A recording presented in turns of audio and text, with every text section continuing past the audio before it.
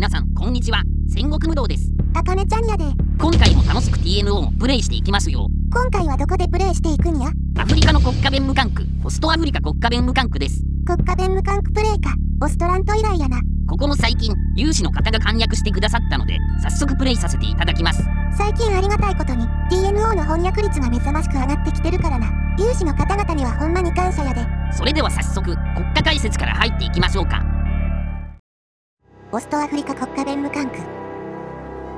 ライヒがサハラ以南のアフリカの大部分を支配した時、その支配が意味するものは場所によって大きく異なることがすぐに明らかになった。国家社会主義者という言葉が正確に何を意味するのかはこれまで完全に明らかにされてこなかった。しかし正当な国家社会主義植民地があるとすれば、それは間違いなくオストアフリカだ。ハンス・ギュティーヒの指導のもと、この地域は厳格な軍国主義的ヒエラルキーの下で統治されている。ボーア人とイギリス人は苦しむアフリカ人奴隷の上に立ち、ドイツ人はそれらの上に立ち、ギュティーヒはそれら全ての上に立ち、彼の帝国を拡大しようと企んだり、彼が被った過ちについて実行したりしている。有刺鉄線で覆われていない壁はなく、盗聴器やプロパガンダが詰め込まれていないテレビはなく、兵士になるように育てられていない白人の子供はない。他のドイツ植民地がますます堕落し、ライヒの暗黒大陸の支配を拡大しようとする国家弁務官の計画が実を結ぶ中、オストアフリカの人々はその結果を恐れてか、不平もなく重い負担を背負っていた。ギュティーヒの念願であった南アフリカとの戦争は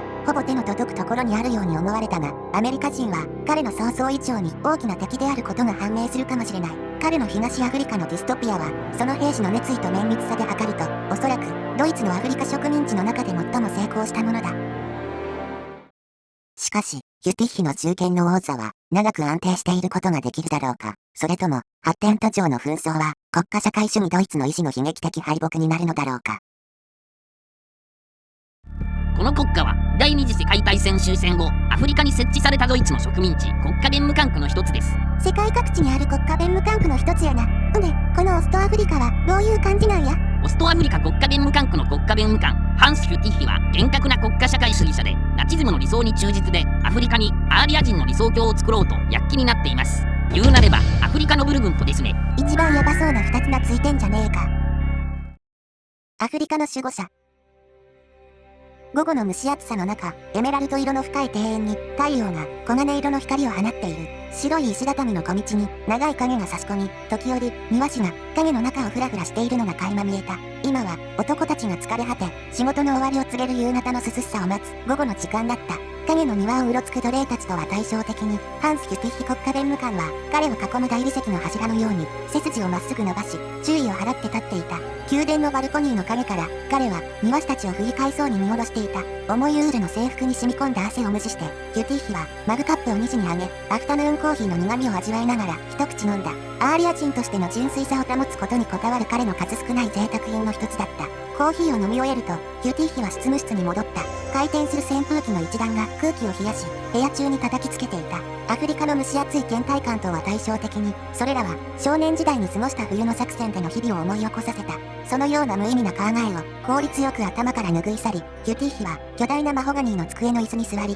事務処理を再開した。さらなる援助、支援、物資を要求するゲルマニア宛ての手紙を書きながら、ギュティッヒはミュラーとシェンクが午後の時間をどのように過ごしているのだろうかと考えていた。ミュラーが酔っ払って小便をしている姿や、シェンクの机が未読の報告書の重さで倒れている姿を思い浮かべた。怠惰な愚か者たちのどちらも国家弁務官の称号を得るにはふさわしくなかったのだ。彼だけがアフリカでのライヒの利益を前進させる意志と強さと民族的純粋さを持っていた。彼はにやりと笑みを浮かべながらその手紙にサインをして、それをトレイに入れ、山から別の書類を取り出した。ギュティッヒは読みながら顔をしかめた。それはサンピアで最近建設された橋の崩壊事故の調査結果をまとめた書類だった。ドイツ人エンジニアの計画のずさんさを非難していた。突然の不快さに彼はそれを丸めてゴミ箱に投げ込んだ。後ろにもたれると椅子がきしみ音を上げてギュティッヒをイラつかせた。いつも彼はバカか無能に囲まれているのだ。どうやってアフリカにアーリア人の理想を打ち立てろというのだろうか。ここはライヒが押し付けてきた臆病者、愚か者、怠け者、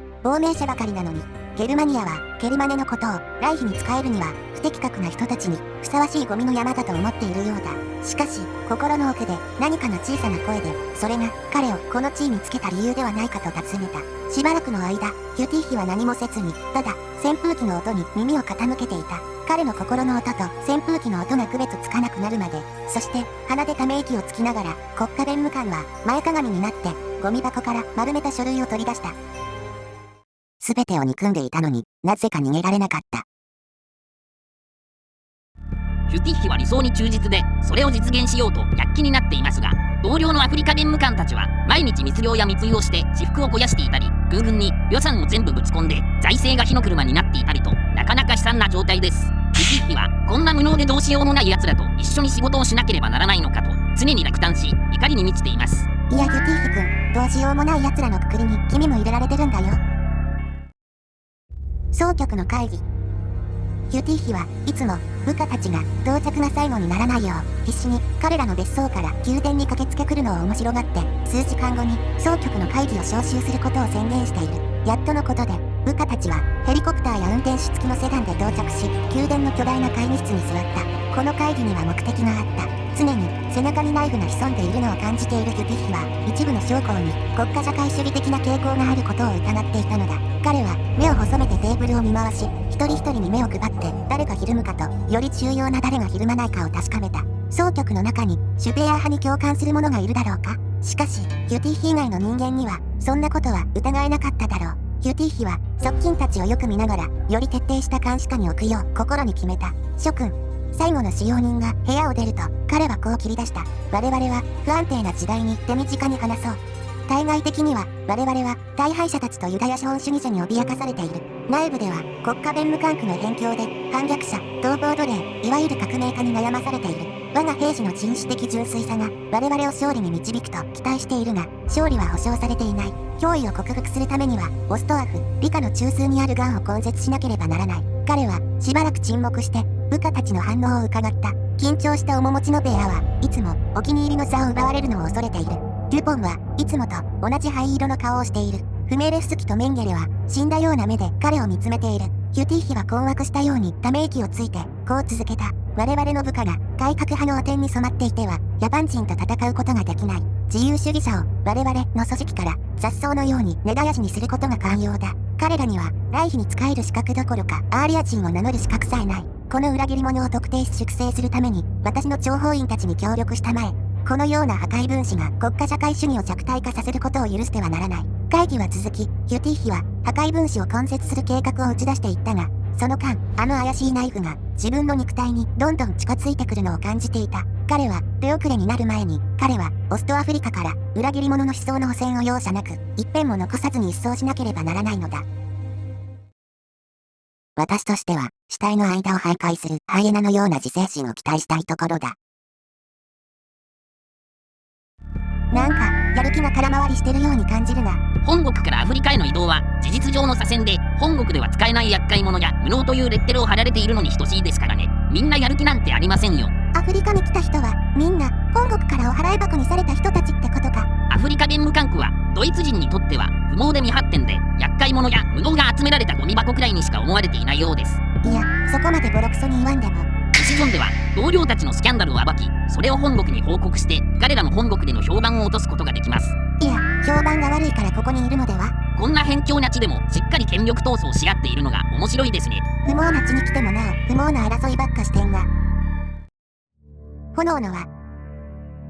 時計が午前0時を告げた時、ヒュティッヒは椅子から転げ落ちそうになりながらびっくりして目を覚ました。まだ夜の書類整理のためにつけてあった白熱灯の光で目が痛くなった。胃の調子が悪くなるのを感じながら立ち上がると、ぼんやりしたまま電気を消すためにスイッチに向かって歩き出した。椅子に戻ると、ヒュティッヒは過労のために机で居眠りをしてしまったのだと自分に言い聞かせた。明らかに朝食から飲んでいたコニャックとは関係ない。こめかみがズキズキ痛む中、机の上を見渡して居眠りする前にしていたことを思い出そうとした。その時、突然怒りがこみ上げてきた。夕食後ゲルマニアから同僚の国家弁務官の批判を送るのをやめることを要求する電報が来たのだ。豪華な中央官庁の大敗的エセ野郎たちが無能な愚か者たちを常に批判し続けることは反逆罪に等しいと彼を脅迫してきたのだ。ヒュティッヒは怒りで手を震わせながら単に神経を鎮めるためにコニャックをグラスになみなみと注いだ。よくもそんなことを言えたものだ。コニャックを飲み干してその苦味を味わいながらヒュティッヒは腹の内で憎悪の炎が大きくなるのを感じた。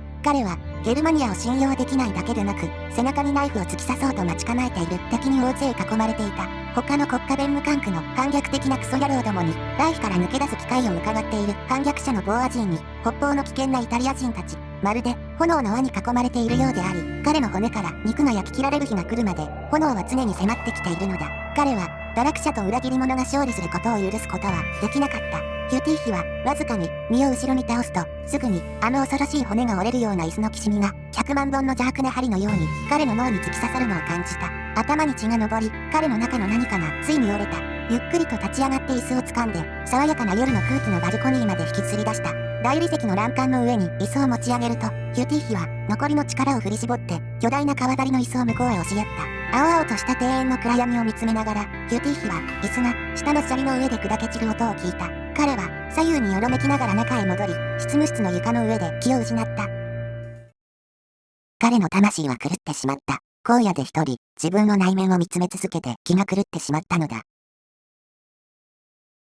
連日来るヒュティッヒからの同僚に対するネガキャン報告に辟易したのか、本国から同僚の悪口はやめるように伝達が届きました。無能は無能同士仲良くしとけってことですね。身も蓋もねえこと言うな、このカエル。彼の悩みの種は同僚だけではありません。アーリア人の理想郷を作るためにはまだまだ大きな壁が立ちはだかっています。報い。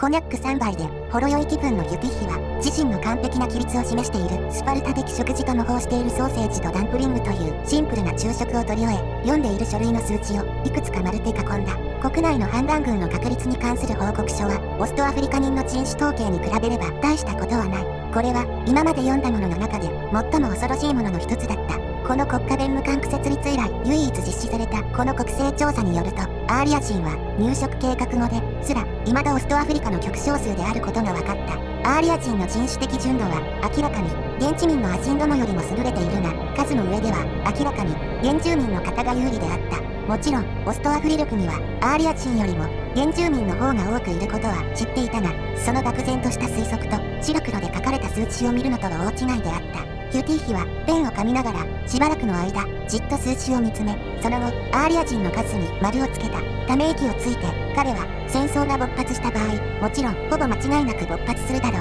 アーリア人男性を全て徴兵するようにという命令書を書き始めた。豊かな諸女地での生活を得る幸運を求めてオストアフリカに移住してきたドイツ人たちは徴兵を免除されていたが、しかし今は絶望的な時代であった。もし彼らが協力せずオストアフリカを野蛮人から守るという自分の役割を果たさなければ、彼らの家も家族も、そして彼ら自身の命さえも貪欲な大軍に奪われてしまうだろう。ライフと国家社会主義への義務を確実に果たすことは安全のために支払うべきわずかな代償ではないか。たとえそうでなくても彼らに選択の余地はない。キューティー妃は新しい椅子の背もたれに寄りかかりながらそう考えてにやりと笑った。アーリア人は皆必要とあらば多少無理をしてでもライフのために尽くすべきなのだ。完成した書類をタイプライターから引き抜くと、キューティー妃はコニャックのおかわりを叫んだ。彼は理解できないものの中で生きなければならず、それが忌々しい。なんとこのアフリカの地はアーリア人より圧倒的に現地民の方が多いのです。いや、入植してまだ20年も経ってないんだから、そりゃそうだろ。自分が想像していたよりも少数であることに驚愕し、落胆したヒュティッヒはまたコニャックを仰ぎ、込み上げてくる怒りをごまかすのでした。イライラしすぎだろこのおっさん。敵のリスト。至る所敵だらけだ。キューティー妃は攻撃の準備が整った彼らのナイフが背中の後ろに浮かんでいるのを感じた。裏切り者が角に隠れて堕落者と野蛮人を招き入れるために門を開けようとしているのが分かった。彼らは彼が苦労して築き上げたものを全て破壊してしまうだろう。そんなことを許してはならない。キューティー妃は深呼吸をしてベーアが書き終えるのを珍しく静かに待っていた。フミエレフスキたちは前日に国境の新しい補給基地を襲った事件について静かに語り合っていた。どうやらその反乱軍は守備隊を野蛮人のように虐殺した後、死者を地面に放置していったらしい。彼らは確実にリストを作っているところだ。終わりました。国家弁務官ベーアはキューティー妃を無双から覚まさせた。キューティー妃は無言でベーアのずんぐりとした手からリストを取り上げて、自分の支配を脅かす集団や個人の名前に目を通し眉を潜めた。このリストはオストアフリカ人に自分たちの家や家族を脅かす者たちとアーリア人の未来に反発する反逆的で野蛮なクズたちを示すプロパガンダの一部として公開される予定だった。もちろん、ボア人の同盟国に送るリストからは何人かの名前を削除しなければならない。彼らのうち何人がいずれ中断を受けることになるのか、彼らが知る必要がないだからだ。よろしい、ベア。承認する。ありがとう諸君、解散だ。部下が部屋を出ていくと、キュティ妃は立ち上がってバルコニーに向かった。太陽が地平線の下に沈んでいく、涼しくて爽やかな夜だった。キュティ妃はコニャックをグラスに注ぎながら、遠くに霞む霧に包まれたかのようにスモッグに覆われているケリマネの街並みを見渡した。キュティ妃は緑に覆われた自分の庭を見下ろした。整然として清らかで純粋だ。奴隷たちが暗がりの中を歩き回って、彼のデザインの完璧さを維持し、すべてのものを適切な場所に配置している。夕暮れの爽やかな空気を吸い込みながら、キュティ妃は光が消えるのを待った。我々は一人で夢を見ているかのように生きている。